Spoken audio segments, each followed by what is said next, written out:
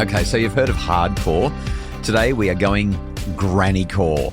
Is that like glasses and grey hair? No. Walking sticks? No, it's like crochet and knitting and baking and living life slow. Having slow hobbies, slow activities, because they soothe, they anchor, and I think that they can empower a generation in overdrive. G'day and welcome to the Happy Families podcast. We are Justin and Kylie Coulson. This is Australia's most downloaded parenting podcast where we give you real parenting solutions every day. Came across an article just recently and I just thought this is so good for the pod. We're always banging on about how screens and social media are bad for kids. And Kylie, today we have 20 screen-free activities, 20 ways to entertain the kids without using a device. That is what we are talking about today. So Kylie, I mean, you've been in so many of these conversations, but if I was to say to you, why does this matter? Like, why are so many parents freaking out about screens? What would your obvious or most immediate answers be? The way it affects our kids' mental health. Yeah. Anxiety, depression is just through the roof. And without even understanding numbers, you can't talk to anyone without hearing the concern in their voice with excessive use of screens, trouble with moods and emotions, and it's really challenging. Yeah, so mental health is a really big one, and the evidence, I mean, there's still some questions around it, but it seems pretty pointed to me, and that is that the more people are on screens, especially kids, but even us as adults, the more miserable we are, the more bored we are, the less curious we are, the less active we are, the poorer the quality of our sleep. We know that it does have a relationship to academic performance. So these are the reasons that this matters. I mean, we could keep on going on, but I think that's probably enough.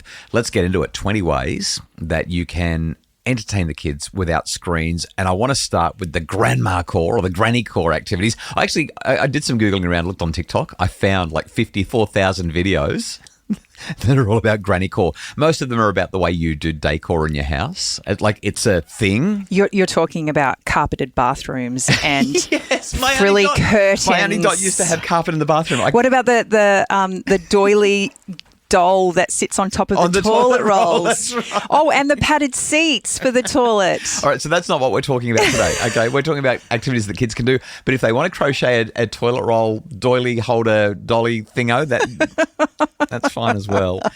We need to talk, so like I said, 20 screen-free activities to help your kids to be entertained and do things a slow way, right? We had a painter do a room for us recently, and it occurred to me as I was watching, can't use AI to paint the room faster. Like there's so much of the knowledge work that we do, you've got shortcuts for, but there are some things like landscaping or bricklaying, building a house, some things where you just have to go through the process, and the granny core stuff is all about that, and I think that's why it matters. Okay, so I'm just going to highlight there is a little problem here. We've got plenty of families that actually don't have access to grandparents or have not had the opportunity to learn these skills as mums and dads, and it just makes it a little bit hard sometimes. Well, that's what the internet's for. So you can watch it on YouTube. I know, but the amazing thing... that was a joke. That was ironic because we're saying let's get off screens, and now I'm saying go to YouTube. And I missed it. You did. Okay. I missed it. Well, what was your point? The point is that the actual gem in these experiences is we actually get to sit down. And ideally you sit down with your grandma. That's right. And you have a connection. So when I was 12, yeah. I wanted to learn to knit, and I actually went to my grandma's house and I sat down with her, and she spent hours helping me to knit this little baby cardigan. I still have it. Really? I was so nervous about how I was going to do it and whether I would be able to accomplish it that I asked her to make the smallest one possible. So it must have been like for a preemie baby, because our babies have never worn it because it was so tiny. You know what I learned when I was at my grandma's? I never went and learnt to knit. I just learnt to swing on the hills hoist in the backyard. Yeah. That was me. Anyway. But that was the experience I had with my nan. Yeah, yeah. She was able to share that with me, and it's something that I could pick up again now with a little bit of help. Okay, so I've got 5 for you. A resurgent in knitting crocheting, baking from scratch. Wow. Gardening. Just on baking from scratch, I did eat a chocolate chip cookie that our 15-year-old cooked just recently, and it was pretty darn good. Well, you did eat my Anzac biscuit before then, and I think you actually said she did a better job. I am trying to eat healthily. Well, so you've got knitting, crochet, you've got baking. What else have you got? Gardening, indoors or outdoors, embroidery or cross-stitch, scrapbooking, and photo albums. These are all things that I've watched you do. These and initially, like when we got married and you were doing these things, I thought it was kind of weird because I grew up in a home. My mum never did any of this sort of stuff ever. But this grandma core, this granny core stuff, it's the sort of thing where you do get immediate gratification, right? Like when you did that cross stitch for our eldest daughter, every single time that needle goes through the hole and comes out the other side, you're seeing progress. It's like gaming in the old-fashioned way. I love it. I don't even think it's about the progress, though. I think it's about the accomplishment, the end result, seeing something that you've created with your own hands. It's like when I've mowed the lawn. I feel like I've done something Yeah, productive. I think so, just times 50. Right, yeah. But what I like about things like cross-stitch and knitting and crochet and even baking something is it's pretty stress-free, but it's still productive. And so it's really satisfying because you're producing something. It's not like you're playing a game and when you get to the end of it, you don't have any sense of anything, no sense of accomplishment when you're playing a game. And there's also no pressure to excel. It's not like you're being graded. It's just about creating something with your hands.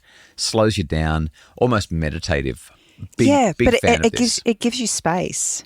It gives you mental space. It gives you emotional space. You know, a lot of these things you can actually be thinking about other things while you're doing it, but it grounds you.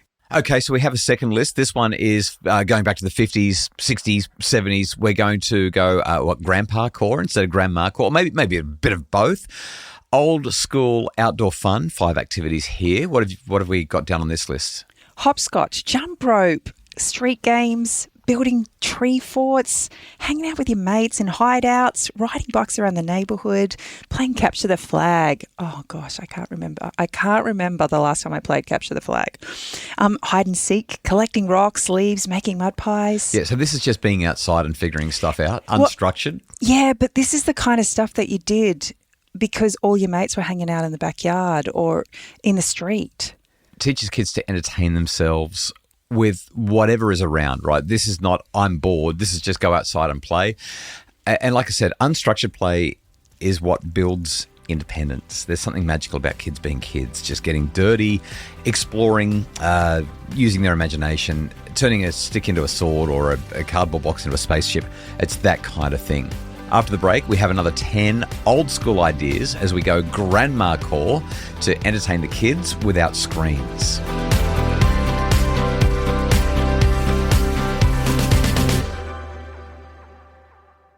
Okay, Kylie, so we've done a whole lot of indoor stuff, the grandma style activities. We've also done some old school outdoor fun. The next list of 5 that's going to get us to 15 is the sort of things where you're just socially involved and creating connections. Let's go through those. We've actually had lots of success with some of these. Board game tournaments or just games nights in general. Yeah, or even a trivia night. Just get everyone together and goof off in the backyard or in the living room. Cooking meals together for the neighbours. Getting everyone over for breakfast one morning with bacon and egg rolls. Just fire up the barbie. Yeah, super easy. Doesn't take a lot of effort. We used to do that in our neighbourhood. We haven't done that for a while. I think we're due. We might be. Yeah. Starting a neighbourhood kids club. Yeah. We used to do this every holidays with the kids. I'd get a whole heap of their friends over and we'd have craft at mornings. Yeah.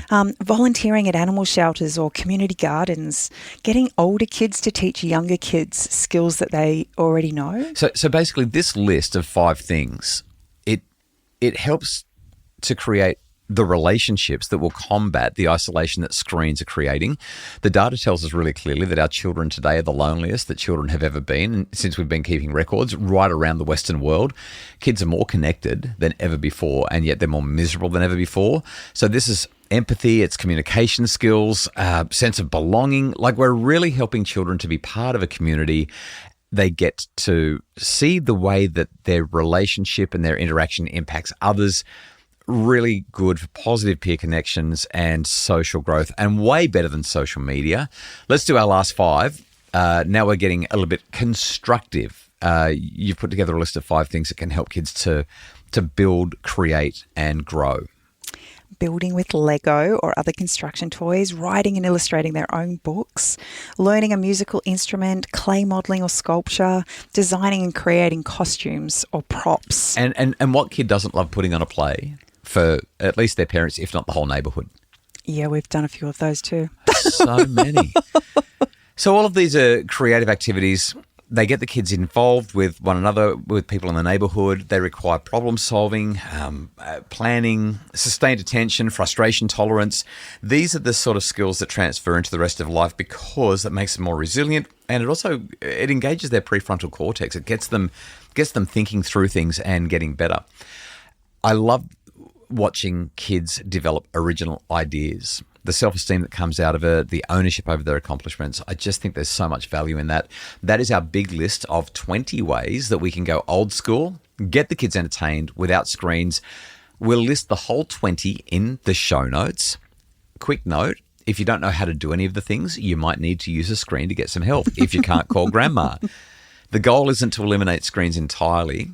The goal is to ensure that the screens aren't crowding out enriching experiences that are going to build confidence and creativity and connection for our kids. If grandma's not around, find a grandma. Find someone.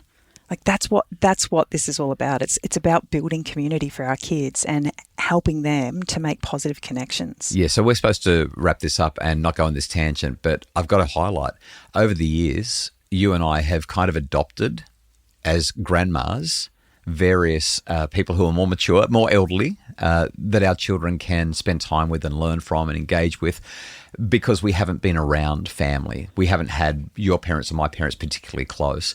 Or we've recognised shut-ins, people who don't have family themselves, and so they're really lonely and all by themselves. And taking our kids around to visit them has made all the difference. Or having them over for dinner once a month or every 6 weeks or something like that. It creates the community, and the kids get to see the diversity of viewpoints and lifestyles. It's a good thing. So we really hope that these ideas are useful in helping your children to be screen-free, be productive, learn skills, and just generally thrive. Thanks so much for listening to the Happy Families podcast.